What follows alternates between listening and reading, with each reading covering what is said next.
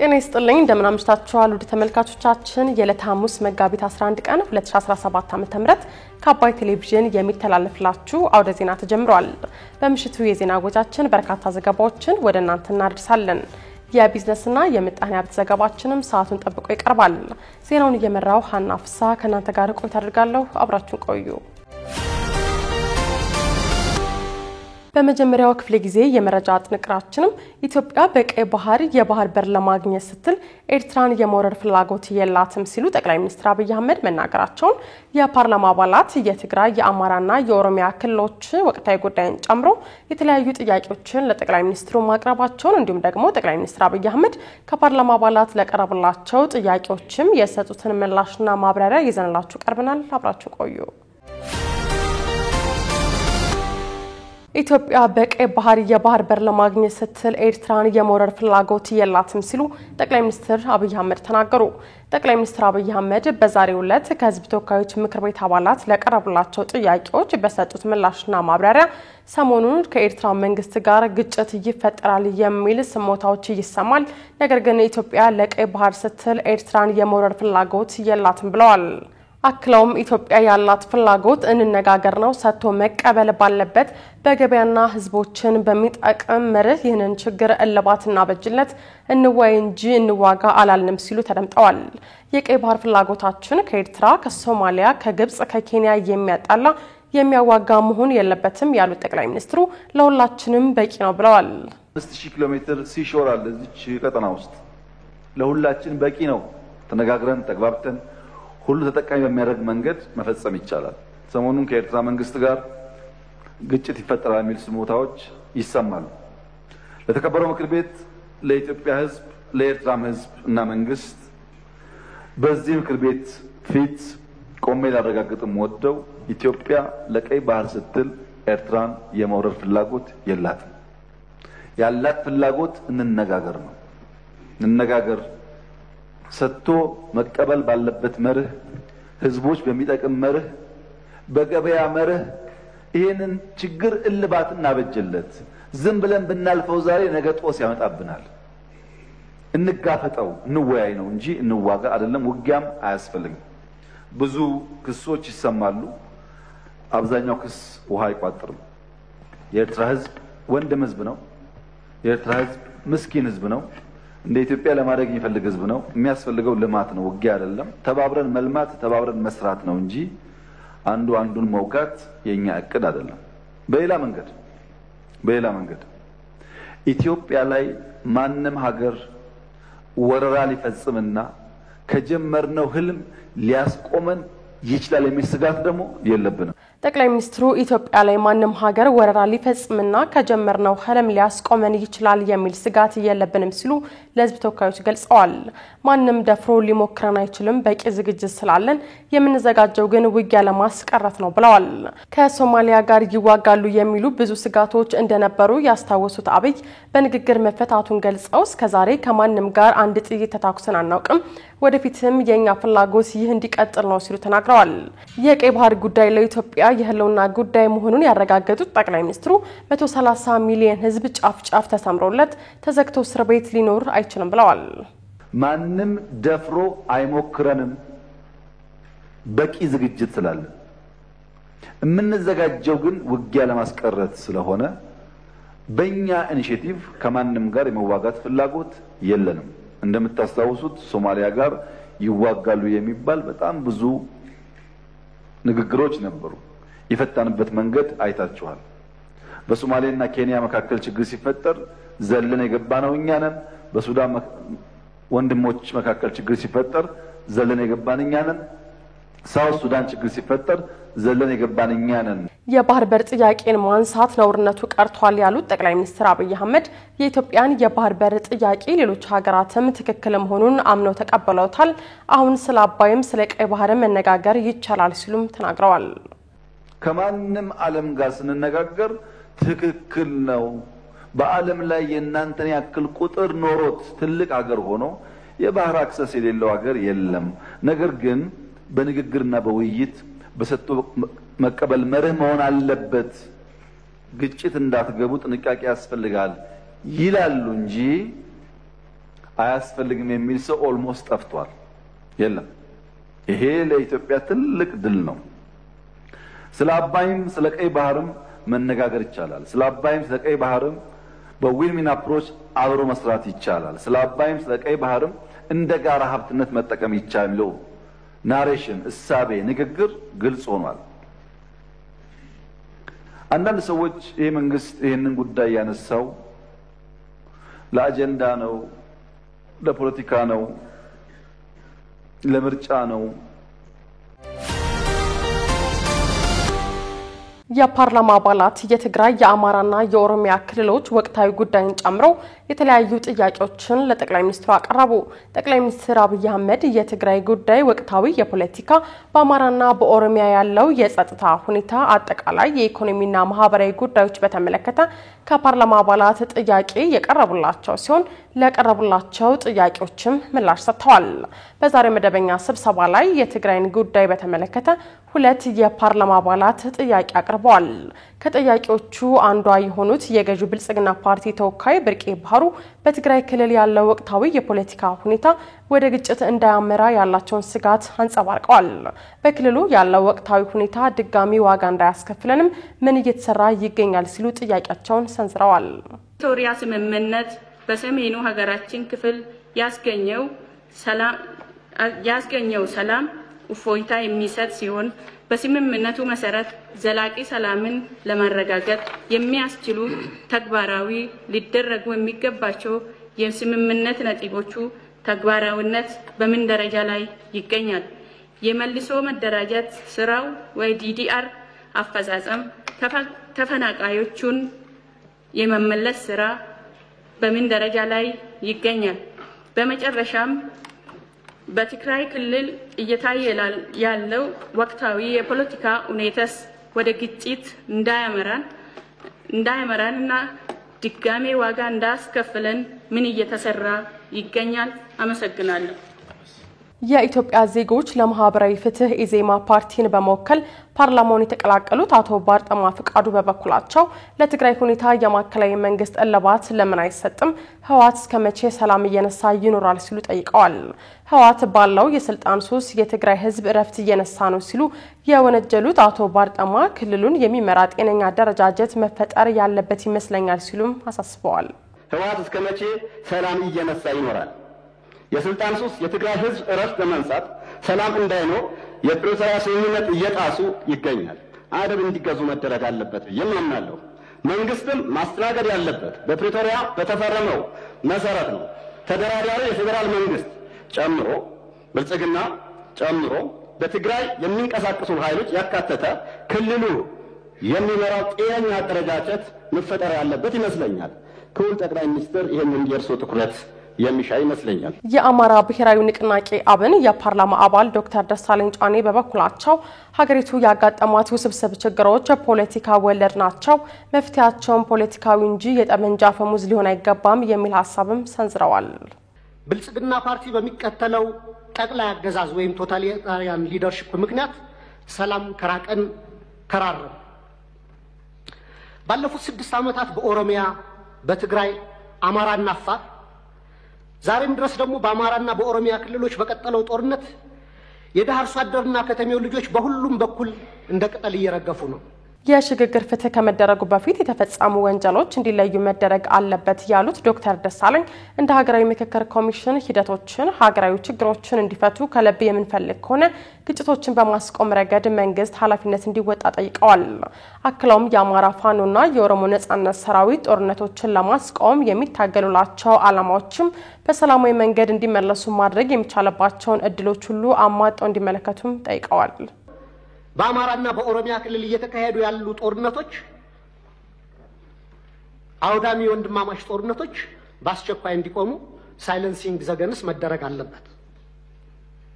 የሰሜኑን ጦርነት እንዲቆም ያደረገው ዋነኛው አካል የፌዴራል መንግስቱ ሲሆን አሁንም በተለያዩ የሀገሪቱ አካባቢዎች ያሉ ጦርነቶችን የማስቆም ተቀዳሚ ኃላፊነቱ የሞራልና የታሪክ ተጠየቅም የሚወድቀው በፌዴራል መንግስቱ ላይ ነው። መንግስታዊ ያልሆኑ ተፋላሚዎች ኃላፊነታቸው በሁለተኛ ደረጃ የሚታይ ነው። ዘመናዊ የሀገራችን ታሪክ ብናይ እንኳን ለመቶ ዓመታት የፖለቲካ ችግሮቻችን በጠመንጃ አፈሙዝ ለመፍታት የሄድንበትና ዛሬም የቀጠልንበት መንገድ የዓለም ጭራ የሌሎች ሀገራት መሳቂያና መሳለቂያ ያደረገን ችግር ሲሆን ከዚህ የግጭትና የጦርነት አዙሪት በአስቸኳይ ካልወጣን እንደ ሀገር ለመቀጠል የምንችልበት ምንም ማስተማመኛ የለንም። በዚህ ረገድ መንግስት ዋነኛ ኃላፊነት ይኖርበት እንጂ የአማራ ፋኖ ኃይሎችና የኦሮሞ ነጻነት ሰራዊትም ጦርነቶችን ለማስቆምና የሚታገሉላቸው ዓላማዎች በሰላማዊ መንገድ እንዲመለሱ ማድረግ የሚቻልባቸውን እድሎች ሁሉ አሟጣው እንዲመለከቱ ለሰላም ለሚደረጉ አገራዊም ሆነ ዓለም አቀፋዊ ጥሪዎችና ጥረቶች መሳካትም የድርሻቸውን እንዲወጡ በወከለኝ የባህር ዳር ከተማ ህዝብ በመላ ኢትዮጵያና በራሴ ስም ጥሪ ማቅረብ ፈልጋለሁ። በጣም አመሰግናለሁ። ጠቅላይ ሚኒስትር አብይ አህመድ ከፓርላማ አባላት ለቀረቡላቸው ጥያቄዎች ምላሽና ማብራሪያ የሰጡ ሲሆን ትግራይ ክልልን በተመለከተ በሰጡት ምላሽም የትግራይ ጊዜያዊ አስተዳደር ባለፉት 2 ዓመታት ተጨማሪ ጦርነትን በማስቀረት ረገድ ከፍተኛ ስራ አከናውኗል ብለዋል። ጊዜያዊ አስተዳደሩ የተሰጠው የ2 ዓመት ጊዜ በማለቁ የህግ ማሻሻያ የሚፈልግ ጉዳይ አለ። ህግ ሲሻሻል ደግሞ የነበሩ አፈጻጸሞች መገምገም አለባቸው ያሉት ጠቅላይ ሚኒስትሩ የፕሪቶሪያውን ስምምነት ባከበረ መልኩ መጠነኛ ለውጥ ከተካሄደ በኋላ አስተዳደሩ ለ1 ዓመት እንደሚራዘም ጠቁመዋል።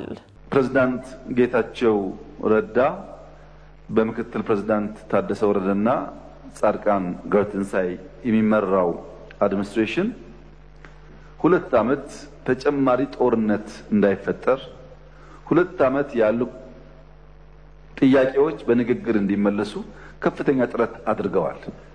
ምንም እንኳን ቀድሞ በነበረው ውጊያ ብንወቅሳቸውም ላለፉት 2 ዓመታት በሰጡት አመራር ግን ማድነቅ ማመስገን እንፈልጋለን። ተጨማሪ ውጊያ እንዳይነሳ ሙከራ አድርገዋል። ጥሩ ነገር ነው እሱ። ያ የሰጠናቸው የ2 ዓመት ጊዜ አልቋል። አሁን ስላለቀ የህግ ማሻሻያ የሚፈልግ ጉዳይ አለ። ተጨማሪ ጊዜ ስለሚጠይቅ ህግ መሻሻል አለበት። ህግ ሲሻሻል ደግሞ እስካሁን የነበረው አፈጻጸም መገምገም አለበት። ተገምግሞ መጠነኛ ለውጥ ተደርጎ የፕሪቶሪያን ስምምነት በሚያከብር መንገድ ኢንትሪም አድሚኒስትሬሽኑ እስከሚቀጥለው ምርጫ ድረስ ስራውን እየሰራ ህዝቡን ለምርጫ ማዘጋጀትና ህዝቡን የስልጣን ባለቤት የማድረጉን ፕሮሰስ ማረጋገጥ ይጠበቅበታል። ይሄን ለማድረግ ፕሬዝዳንት ጌታቸው እና ምክትል ፕሬዝዳንት ታደሰ ወረደ እንዲሁም ጻድቃን ገብረትንሳኤ ጋር ልዩ ውይይቶች ስናደርግ ቆይተን የተለያዩ ፕሮፖዛሎች ቀርበዋል። ከነሱ በተጨማሪ ከፓርቲዎች ጋር ከቲፒኤልኤፍም ከሌሎች ፓርቲዎች ጋር ንግግሮች እያደረግን ነው። በዚህ ንግግር መሰረት ህግ አሻሽለን ለሚቀጥለው 1 ዓመት መጠነኛ ማሻሻያ አድርገን ኢንትሪም አድሚኒስትሬሽን ይቀጥላል የሚል እምነት ነው በእኛ በኩል ያለው። ሲቀጥል በግለሰቦች ደረጃ ለውጥ ሊካሄድ ይችላል። ግለሰቦች ሊቀያየሩ ይችላሉ። የነበረው ስራ ተገምግሞ በጠንካራ ጎናቸው ተሞግሰው በደካማ ጎናቸው ተወቅሰው የሚቀያየሩ ግለሰቦች ሊኖሩ ይችላሉ። ጠቅላይ ሚኒስትር አብይ አህመድ ለዶክተር ደሳለኝ ጫኔ በሰጡት ምላሽና ማብራሪያም በምርጫ ይሁንታ የተመረጠን መንግስት እጥላለሁ ሲሉ ዝም ማለት አይቻልም፣ ተፈጥሮ እንደዛ አይደለም ብለዋል። የምንዋጋው ዘላቂ ሰላም ለማምጣት ነው ያሉት አብይ አህመድ ይህንን ለማድረግም ስልጣን ላይ ያለው አካል ኃይል መጠቀም ይችላል ብለዋል። በህዝብ የተመረጠን መንግስት በኃይል በማፍረስ ዘለን 4 ኪሎ ማለት ተራ ልምምድ ሆኗል ያሉት ጠቅላይ ሚኒስትሩ ይሄ በረሃ ላሉት ብቻ ሳይሆን ባንድ እግራቸው በረሃ ባንድ እግራቸው ደግሞ ፓርላማ ያሉትን ጭምር ይመለከታል ሲሉም ተናግረዋል። በምርጫ በህዝብ ይሁንታ የተፈጠረ መንግስት እንጥላለን ሲሉ ዝም ብዬ አያለው ማለት አይችልም። ያስቸግራል። ተፈጥሮ እንደዛ አይደለም። ይልቁንስ መንግስት ሰላም ያስቀደመ መሆን አለበት። ሰላምን በይፋ የሚናገር ለሰላም የሚተጋ መሆን አለበት። ሰላም የሚያደፈርስ ነገር ሲኖርም ግልጽ መመዘኛዎች ያስፈልጉታል። ዝም ብሎ ዘሎ ውጊያ አይገባም። ለዘላቂ ሰላም ለጀስት ሊጋጭ ይችላል። ምንዋጋው ዘላቂ ሰላም ለማምጣት ነው የሚባለው ለዛ ነው። ጀስት ወር ከሆነ የተሟላ ሰላም ለማምጣት ስልጣን ያለው አካል ኃይል መጠቀም እንደሚችል የዓለም አቀፍ ክፍት ዕውቀት ነው። ማንም ሰው የሚያውቀው ነገር ነው። ኢትዮጵያ ውስጥ ያለው ችግር ከዚህ ይለያል። 2 መሰረታዊ የፖለቲካ ስብራቶች አሉበት። አንደኛው ነባሩ የመጠፋፋት ባህል ነው። ስልክ ያለው ማይክ የያዘው ሁሉ የሚናገርበት ዘመን ነው ይሄ ዘመን። ሐሳብ በመግለጽ ሰው ይታሰራል ላሉት እርስዎ እዚህ ፓርላማ አካባቢ ከመቅረቡ በፊት የዚህ ፓርላማ አባል ነበርኩ ነኝ። ቅድም እንዳደረጉት አይነት ግላጭ ስድብ አይፈቀድም ፓርላማ ውስጥ። ነበርንበት እናቀዋለን። ሰው በንግግሩ የሚታሰር ከሆነ ጦረኛ፣ ግጭት ጨማቂ፣ ጆሮ የሌለው ከሚል በላይ ስድብ ምን አለ? እዚህ ፊት ለፊታችን ሆነው እየተሳደቡ እንኳን ካልታሰሩ ሰው በንግግሩ ብቻ አይታሰርም ማለት ነው። ጦረኛ፣ ግጭት ጨማቂ፣ ጆሮ አልቦች ካሉ በኋላ ልክ እናስገባችኋለን በትጥቅ በ2 ሳምንት 4 ኪሎ እንገባለን ቢጨምሩበት ግን እርሶም አይቀርሉትም ነበር። በመሳደብ አይደለም። ከዚህ አልፎ በኃይል የተመረጠን መንግስት መናት ሲጨመርበት ነው ጸብ የሚመጣው። ዩቲዩብ ላይ የተናገረ ሁሉ ጋዜጠኛ ሆኖ ጋዜጠኞች ታሰሩ ያሉት እንደዚህ ዘመን መቼም የኢትዮጵያ ሕዝብ ይታዘባል። ከፓርላማም ውጭ ሰው እንዳሻው የሚናገርበት ዘመን፣ ሁሉ ጉዳይ ፖለቲካ የሆነበት ዘመን ያለ አይመስለኝም። ጠቅላይ ሚኒስትሩ ጨምረውም የትኛውም ኃይል 5-6 ዓመት ቢዋጋ 4 ኪሎ ስለማይደርስ ትጥቅ ትግል ዋጋ የለውም ሲሉም ተደምጠዋል። ባለፈው ፓርላማ ላይ ድርድር እያካሄድን ነው ከተቃዋሚዎች ጋር ብያችሁ ነበር። ከኦነጎችም አማራ ክልል አካባቢ ካሉ የሚንቀሳቀሱ ኃይሎችም ድርድሮች ነበሩ። በነገራችን ላይ በአማራም በኦሮሚያም በየትኛውም ጎጥ ያለ የጎበዝ አለቃ በየትኛውም ጎጥ ያለ በግራም በቀኝ ይደራደራል። እኔ አይደለሁም እሱ ነው ይላል እንጂ ሲወጣ ይደራደራል። ሽማግሌ ይልካል። ልክ እኔ ካልኩ በኋላ ግን የሚደራደረው ኤክስ ነው፣ መደራደር ተገቢ አይደለም ብሎ የሚዘምተው ደግሞ ራሱ የሚደራደረው አካል ነው። ጉዳያችን ለመፍታት ትልቅ ፍላጎት አለን። ጥቅም ስለሌለው ዓላማውን ስለማያሳካ 5 ዓመት ብንዋጋ 6 ብንዋጋ ማንም ሰው 4 ኪሎ ስለማይደርስ ዋጋ የለውም። ዓላማ ለሌለው ነገር ደግሞ መጋደል ተገቢ ነው። ሰላሙ ከማንም በላይ እኛ የምንፈልገው ጉዳይ እንደሆነ ቢታሰብ። የተወደዳችሁ ተመልካቾቻችን እየተከታተላችሁት ያላችሁት ከአባይ ቴሌቪዥን የአውደ ዜና የመረጃ ሰዓታችን ቀጥሏል።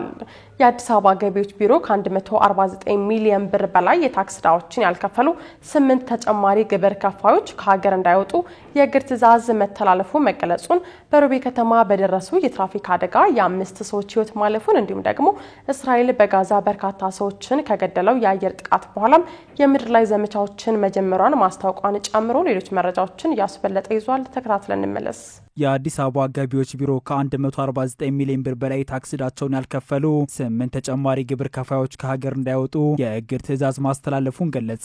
የአዲስ አበባ ከተማ አስተዳደር ገቢዎች ቢሮ ለከተማ ልማት ሊውል የሚገባውን 149 ሚሊዮን 936566 ብር የግብር ዕዳ ያለባቸው 8 ግብር ከፋዮች በታክስ አስተዳደር አዋጅ ቁጥር 983/2008 በተሰጠው ስልጣን መሰረት ከሀገር እንዳይወጡ ለፌዴራል የኢሚግሬሽንና ዜግነት አገልግሎት ዝርዝራቸው ማስተላለፉን አስታውቋል። ቢሮ በተመሳሳይ በየካቲት ወር መጨረሻ ከ3.2 ቢሊዮን ብር በላይ የግብር ዕዳ ያለባቸው 62 ግብር ከፋዮች ከሀገር እንዳይወጡ ከዚህ ቀደም የእግድ ትዕዛዝ ማስተላለፉ ይታወሳል። ከዚህ ቀደም ከታገዱ 62 ግብር ከፋዮች ታዲያ 3 የግብር ግዴታቸውን ለመክፈል በመስማማታቸው የጊዜ ስምምነት በመውሰድ እግዱ እንዲነሳ መደረጉንም የአዲስ አበባ ከተማ አስተዳደር ገቢዎች ቢሮ በማህበራዊ ትስስር ገጹ ባወጣው መረጃ አመልክተዋል። ግብር ከፋዮች የሚጠበቅባቸውን ግብር በወቅቱና በታማኝነት በመክፈል ለከተማ ሁለንተናዊ እድገት የበኩላቸውን አስተዋጽኦ እንዲያበረክቱም ቢሮ ጥሪውን አስተላልፏል። በሮቤ ከተማ በደረሰ የትራፊክ አደጋ የ5 ሰዎች ሕይወት አለፈ። በሮቤ ከተማ አስተዳደር በደረሰ የትራፊክ አደጋ የ5 ሰዎች ሕይወት ማለፉ ተገልጿል። አደጋው የደረሰው ከስናና ወረዳ ወደ ሮቤ ከተማ ተሳፋሪዎችን ጭኖ ሲጓዝ የነበረ የህዝብ ማመላለሻ አውቶቡስ በተቃራኒ አቅጣጫ ሲጓዝ ከነበረ ሲኖትራክ ተሽከርካሪ ጋር በመጋጨቱ እንደሆነ ተገልጿል። በተፈጠረው አደጋም የ5 ሰዎች ሕይወት ያለፈ ሲሆን 23 ሰዎች ላይ ደግሞ ቀላልና ከባድ ጉዳት መድረሱ ተነግሯል። ጉዳት የደረሰባቸው ሰዎች በአቅራቢያው ከሚገኝ ሆስፒታል ሕክምና ተከታተሉ እንደሚገኙ የሮቤ ከተማ ኮሙኒኬሽን መረጃ ያመለክታል። ቢሮ ጨምሮም የአደጋው መንስኤ እየተጣራ እንደሚገኝ ጠቁሟል። እስራኤል በጋዛ በርካታ ሰዎችን ከገደለው የአየር ጥቃት በኋላ የምድር ላይ ዘመቻዎችን መጀመሯን አስታወቀች። እስራኤል በሐማስ በሚመራው የጤና ሚኒስቴር መረጃ መሰረት በሁለት ቀናት ውስጥ ከ430 በላይ ሰዎችን ከገደለው ተከታታይ የአየር ጥቃቶች በኋላ ሰራዊቷን በጋዛ የምድር ላይ ዘመቻ መጀመሯን አስታውቃለች። የእስራኤል መከላከያ ሰራዊት የጋዛ ሰርጥ ሰሜናዊና ደቡባዊ ክፍል በሚከፍለው የኔትዛሪን ኮሪደር ወታደሮች መሰማራታቸውን ገልጿል። ሰራዊቱ በሰሜናዊና ደቡባዊ ጋዛ መካከል በከፊል የሚለይ ስፍራ ለመፍጠር ሲባል ወታደሮች ኢላማ ተኮር የምድር ላይ እንቅስቃሴዎች ማከናወን መጀመራቸውን ገልጿል። የጋዛ ነዋሪዎች አካባቢ ለቀው እንዲወጡ ሰራዊቱ በርካታ ትዕዛዞችን አስተላልፏል ነው የተባለው። ይህ የልቀቁ ትዕዛዝ በጦርነቱ ምክንያት በተደጋጋሚ ተፈናቅለው ከተኩስ አቁም ወቅት ወደ መኖራቸው በተመለሱ አብዛኞቹ ፍልስጤማውያን ቤተሰቦች ላይ ፍርሃትን ፈጥሯል። የእስራኤል መከላከያ ሚኒስትር ረቡዕ ዕለት ባስተላለፉ መልእክት በፍልስጤም ግዛት ተይዘው ያሉ ቀሪዎቹ ታጋቾች እንዲለቀቁ የመጨረሻ ማስጠንቀቂያ ሰጥተዋል። አሁንም ድረስ በህይወት እንዳሉ የሚታመኑት 24 ሰዎችን ጨምሮ 59 ታጋቾች በሐማስ እንደተያዙ እስራኤል ትናገራለች። የመከላከያ ሚኒስትሩ ካትስ የእስራኤል ፍላጎቶች ካልተፈጸሙ አማራጭ የሚሆነው ውድመትና ጥፋት እንደሆነ በመጥቀስ ሐማስ እንዲወገድ የሚተላለፈውን ጥሪ ደግሞ አሰምተዋል። ይሄው የሰራዊት እንቅስቃሴ የተከናወነው ረቡዕ ዕለት በዴር አልባር በሚገኘው ቅጥር ግቢ ላይ በደረሰ ጉዳት የተባበሩት መንግስታት ሰራተኞች ከተገደሉ በኋላ ነው። የመንግስታቱ ድርጅት የፕሮጀክት አገልግሎቶች ጽሕፈት ቤት የተነጠለ ቦታ በሚገኝ ህንጻ ላይ ያልፈነዳ ፈንጂ እንደወደቀ ወይም እንደተኮሰ አስታውቀዋል። ይህንንም ተከትሎ የተመድ ዋና ጸሐፊ አንቶኒዮ ጉተሬዝ ሙሉ ምርመራ እንዲካሄድ ጠይቀዋል። ከአባይ ቴሌቪዥን የምሽት ዘገባዎቻችን አሁንም እንደቀጠሉ ናቸው። ውድ ተመልካቾቻችን አሁን ደግሞ የቢዝነስ ዘገባዎች የሚቀርቡበት ሰዓት ላይ ደርሰናል። መረጃዎቹን ራቢያ ከድር ይዛለች። አብራችሁን ቆዩ።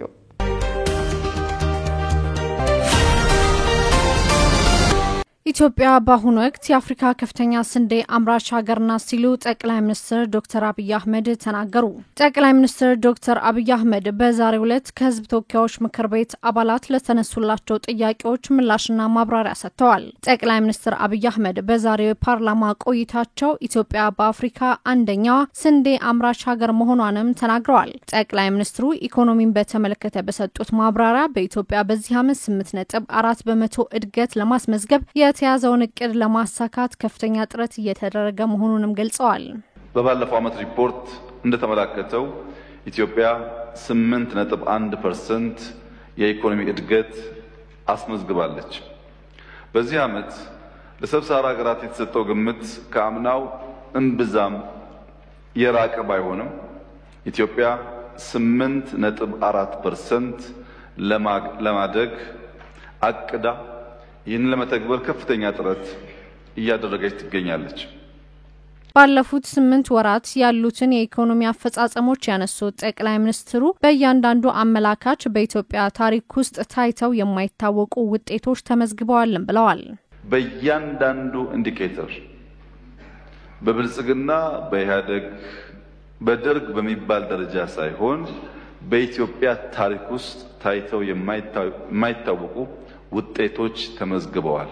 ጠቅላይ ሚኒስትሩ ሌላው ያነሱት ጉዳይ ግብርናን የተመለከተ ሲሆን በዚህም በመኸር ወቅት እርሻ ብቻ 4.2 ሚሊዮን ሄክታር መሬት በስንዴ ተሸፍኗል ያሉት ጠቅላይ ሚኒስትሩ በድምሩ በዚህ ዓመት ከ7.7 ሚሊዮን ሄክታር ያላነሰ መሬት በስንዴ ሰብል መሸፈኑን ከዚህም ከ300 ሚሊዮን ኩንታል ያላነሰ ምርት እንደሚጠበቅም ተናግረዋል። በመኸር 4.2 ሚሊዮን ሄክታር ስንዴ ተሸፍኗል። በበጋ ኢሪጌሽን 3.5 ሚሊዮን ሄክታር ታርሷል። በድምሩ በዚህ ዓመት ኢትዮጵያ ከ7.7 ሚሊዮን ሄክታር ያላነሰ በስንዴ ሰብል የሸፈነች ሲሆን ከዚህም ከ300 ሚሊዮን ኩንታል ያላነሰ ምርት ይጠበቃል። ይሄን ሴክተሩን ለሚያውቁ ሰዎች ስንዴ ከውጭ ማስገባት የለባትም ኢትዮጵያ ማምረት አለባት ብሎ ለወሰኑ ሰዎች እንደ ተአምር ሊወሰድ ይችላል። ዛሬ ኢትዮጵያ በአፍሪካ ከፍተኛው ስንዴ አምራች ሀገር አድርጓታል። ይሄ ጉዳይ የሚያማቸው፣ የሚያቀረሻቸው፣ የሚያቃጥላቸው ሰዎች ያሉ ቢሆንም እውነታው ይሄ ነውና መዋጥ ይኖርበታል። በአፍሪካ አንደኛዋ ስንዴ አምራች ኢትዮጵያ ናት ዛሬ። ጠቅላይ ሚኒስትሩ መንግስት ከተገበረው የማክሮ ኢኮኖሚ ማሻሻያ ጋር ተያይዞ በተደረገ የዕዳ ሽግግር ድርድር 3.5 ቢሊዮን ዶላር ማዳን መቻሉንም ለምክር ቤት አባላት ገልጸዋል። ፍቶራ ስንደራደር ቆይተናል። አሁን ወደ መቋጫው ደርሷል። በዚያም የዕዳ ሽግሽግ ኢትዮጵያ 3.5 ቢሊዮን ዶላር ገደማ ገንዘብ ሴቭ አድርጋለች።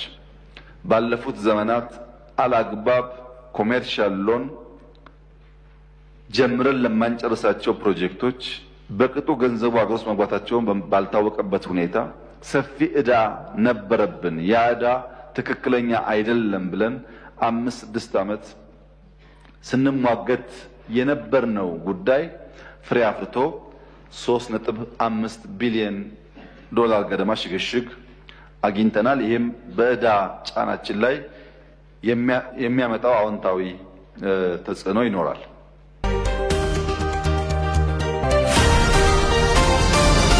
የአዲስ አበባ ከተማ ገቢዎች ቢሮ 75% የአዲስ አበባ ነጋዴዎች የሂሳብ መዝገብ ተቀባይነት አለማግኘቱን አስታወቀ። 75% የሚሆኑ ነጋዴዎች የሚያቀርቡት የሂሳብ መዝገብ ደረጃውን ያልጠበቀና በሙያ ብቃት በሌላቸው ሰዎች የሚዘጋጅ በመሆኑ ተቀባይነት አላገኘም ሲል የአዲስ አበባ ከተማ አስተዳደር ገቢዎች ቢሮ አስታውቋል። ቢሮው ከአዲስ አበባ የንግድና ዘርፍ ማህበራት ምክር ቤትና ከነጋዴ ተወካዮች ጋር ባደረገው ውይይት በጥቅምት ወር በተካሄደ ቅድመ ኦዲት 25% ያህሉ ነጋዴዎች ብቻ የሂሳብ መዝገባቸው ተቀባይነት ማግኘቱን አረጋግጧል። የአዲስ አበባ ከተማ ገቢዎች ቢሮ ኃላፊ አቶ ቢኒያም ምክሩ እንደገለጹት ነጋዴዎች የሚያቀርቡት የሂሳብ መዝገብ በባንክ ሂሳባቸው ከሚንቀሳቀሰው ገንዘብ ጋር የማይመጣጠን ነው ያሉ ሲሆን በብዙ ሚሊዮኖች የሚቆጠሩ ገንዘብ በባንክ አካውንታቸው ላይ ቢታይም በሂሳብ መዝገባቸው ላይ ምንም ትርፍ እንዳላገኙ ነው የሚያሳየውም ብለዋል። አንዳንዶቹ ደግሞ ገንዘቡን በህጋዊ ባልሆነ ጉዳይ ወጪ አድርገው ማስረጃ ማቅረብ አይችሉም የተባለ ሲሆን የሚመጣው የሂሳብ መዝገብ ፕሮፌሽናል ባልሆኑ ሰዎች እየተዘጋጀ ነው፣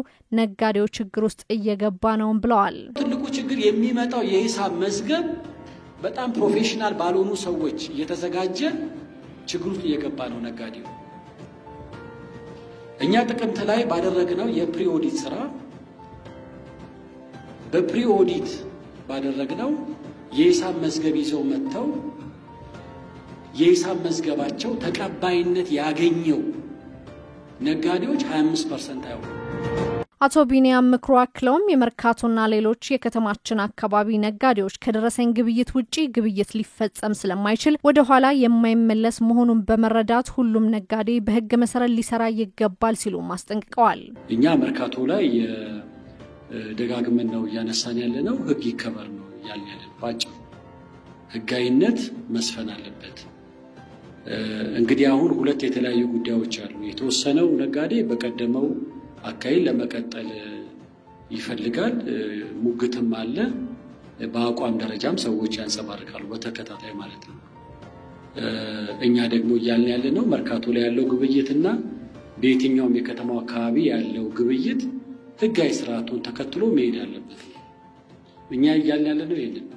ህጋዊ ስርዓቱ አይመቸኝም፣ በጎጥ መንገድ ብቻ ነው መስራት ፈልገው የሚል ሰው ነው አሁን አንዳንዱ እየሞገተን ያለው።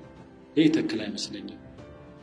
መርካቶ ላይ ያለነው እኛ በደረሰኝ ግብይት ይፈጸም በቃ በደረሰኝ ግብይት የሚፈጽም ነጋዴ የኛ የቁጥጥር ሰራተኞች እዛው እሱ ቤት ቢውሉና ቢያድሩ ለምን ይፈራል? ምን ያስፈራው? አሁን የባና ፖሊስ ጨዋታ የመጣው ለምንድነው? ባለው አጋጣሚ በሙሉ ከደረሰኝ ውጪ ግብይት መፈጸም ስለሚፈልግ። በደረሰኝ ደግሞ ግብይት ከፈጸምኩኝ ከመርካቶ ለወጣ ነው፣ በደረሰኝ ግብይት ፈጸም የተባልኩት እኔን አስወጥተው ይላል ያስገቡ ነው የሚሉ ደግሞ በጣም የተሳሳቱና የመንግስትን ፈጽሞ ማይመለከቱ አሳሰቦች ናቸው እነዚህ። ይሄ ለዚህ ተደጋጋሚ መልስ ሰጥቻለሁ እኔ። መርካቶ ላይ ያላችሁ ሰዎች መውሰድ ያለባችሁ ነገር ህጋዊ ስርዓትን ተከትላችሁ ስሩ። ከደረሰኝ ውጪ የሚደረግ ግብይት እየፈጸምን መርካቶ ላይ እንቀጥላለን ብላችሁ የምታስቡትን አሳሰብ ተው ነው። ያ መንገድ ተዘግቷል። አይ በደረሰኝ አንጠቀምም የሚል ሙግት ከሆነ ይሄን አንቀበልም። እኛም እርምጃችን እየጠበቀ ነው የሚሄደው። ደረሰኝ ከደረሰኝ ውጪ ደረሰኝ የምትጠየቅ ከሆነ ሰርቫይቭ ማድረግ አልችልም ካለ አንድ ነጋዴ ይሄ ነጋዴ ሊሆን አይችልም። ህግ በአንድ ሀገር ውስጥ መከበር አለበት።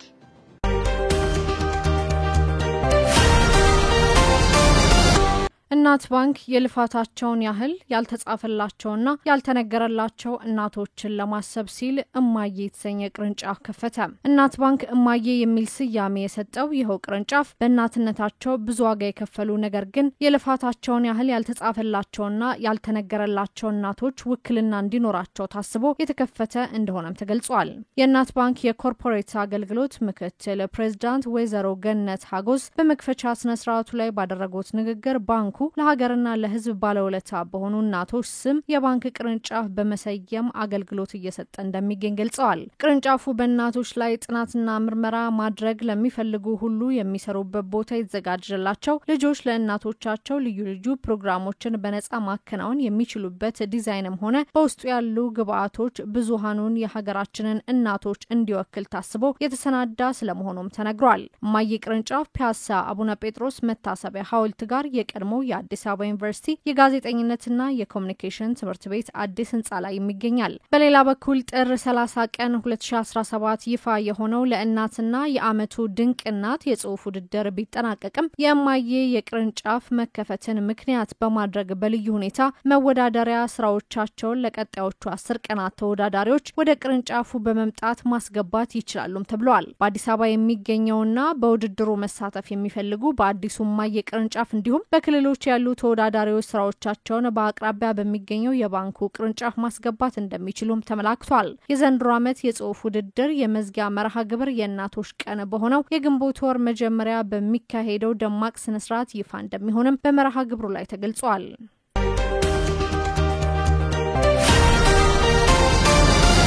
የዩኒሊቨር ምርት የሆነው ሲግናል የጥርስ ሳሙና በ288 ትምህርት ቤቶች ለተማሪዎች ነፃ የአፍና የጥርስ ምርመራ ሊያደርግ ነው። የዩኒሊቨር ኢትዮጵያ ምርት የሆነው ሲግናል የጥርስ ሳሙና ብራንድ አማካኝነት በተያዘ ወር በ288 ትምህርት ቤቶች በሚሊዮኖች ለሚቆጠሩ ተማሪዎች ነፃ የአፍና የጥርስ ምርመራ ሊያደርግ መሆኑን አስታውቋል። የዩኒሊቨር ኢትዮጵያ በሲግናል ብራንድ አማካኝነት ከኢትዮጵያ የጥርስ ሐኪሞች ማህበርና ከጤና ጥበቃ ሚኒስቴር ጋር በመተባበር የዓለም የአፍ ጤና ቀንን አክብሯል። የአፍ ደህንነት እንዲጠበቅ የሚያግዝ የግንዛቤ ማስጨበጫ በመላው ዓለም ለሚገኙ በሚሊዮኖች ለሚቆጠሩ ልጆች በማዳረስ ጥርስን መፋቅ የዘወትር ተግባር እንዲሆን እየሰራ እንደሚገኝም ተቋሙ አስታውቋል። በኢትዮጵያ ሲግናል ቀንና ማታ ጥርስን መፋቅ በተሰኘ ንቅናቄ አማካኝነት የጥርስ መፋቂያ ልምድን በማዳበር የሚያስችሉ የግንዛቤ ማስጨበጫ ተግባራትን ሲያከናውን መቆየቱንም ጠቁሟል። የሲግናል የጥርስ ሳሙና ብራንድ ተልዕኮ ዋና ዓላማ ዘላቂ የንጽህና አጠባበቅ ልምድ ማድረግ እንደሆነም ተገልጿል። በንቅናቄ ማስጀመሪያ ወቅት መልእክታቸውን ያስተላለፉት የዩኒሊቨር ኢትዮጵያ ማኔጂንግ ዳይሬክተር ጆርጅ ኦሱ አንሳ በጥራት የላቁ ምርቶችን ከማምረት ባሻገር የአፍ ጤና አጠባበቅ እንዲዘወተር ጥረት እያደረገ መሆኑንም አብራርተዋል። ነፃ የአፍና ጥርስ ምርመራ እንዲሁም በባለሙያዎች የሚሰጥ ምክር የዘንድሮ የዓለም ጤና ቀንን አስመልክቶ ከሚከናወኑ ተግባራት መካከል እንደሚጠቀስም ዳይሬክተሩ ተናግረዋል። በዓለም ላይ ከ120 ዓመታት በላይ በስራ ላይ የቆየው የዩኒሊቨር ሲግናል ላይፍ ቦይ ሳሙና፣ ሰላይት፣ ክኖር፣ አንኳር፣ ሰላይት ሳሙናና ዱቄት እንዲሁም ላክስን ጨምሮ ከ400 በላይ ምርቶችንም ያመርታል። ተቋሙ በኢትዮጵያ ከ9 ዓመታት በላይ ምርቶችን ለገበያ ሲያቀርብ የቆየ ሲሆን ከ20 በላይ ምርቶች ለሀገር ውስጥ ገበያ እንደሚያቀርብም ገልጿል። ስትከታተሉት የነበረው የዕለተ ሐሙስ መጋቢት 11 ቀን 2017 የምሽቱ መረጃችን ይህንን ይመስል ነበር። አብራችሁን ስለነበራችሁ ከልብ እያመሰገን በያላችሁበት መልካም ምሽት